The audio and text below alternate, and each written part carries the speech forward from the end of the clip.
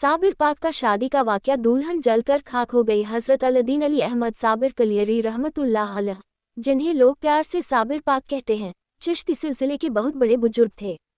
आप हजरत बाबा फरीदगंज शकर रहमतुल्लाह अलैह के भांजे और खलीफा थे। आपकी परवरिश बचपन से ही दीनदारी, इबादत और तकवा के माहौल में हुई।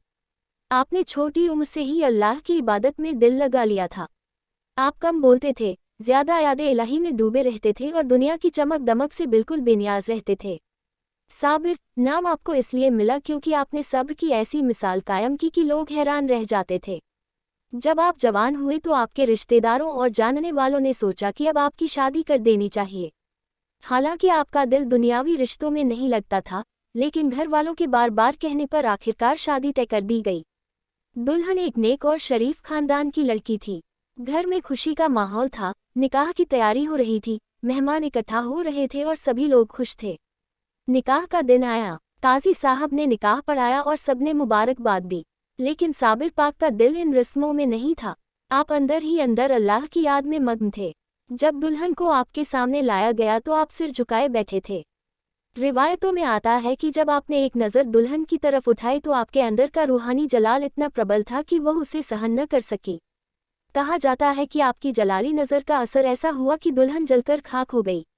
यह वाकया सूफी रिवायतों में जलाली वाकया के नाम से मशहूर है।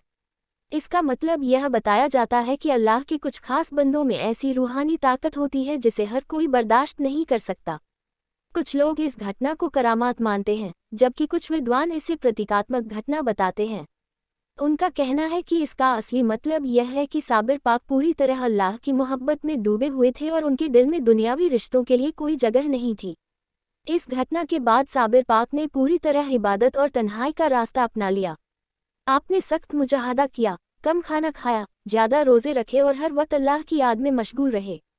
अंततः आप कलियर शरीफ में बस गए, जहां आज आपकी दरगाह है।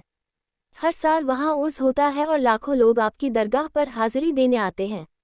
इस वाक़ये से लोग यह सीख लेते हैं कि अल्लाह की मोहब्बत सबसे बड़ी मोहब्बत है। दुनिया की चीज़ें फ़ानी हैं और जो इंसान सच्चे दिल से इबादत करता है, अल्लाह उसे ऊंचा मकाम देता है।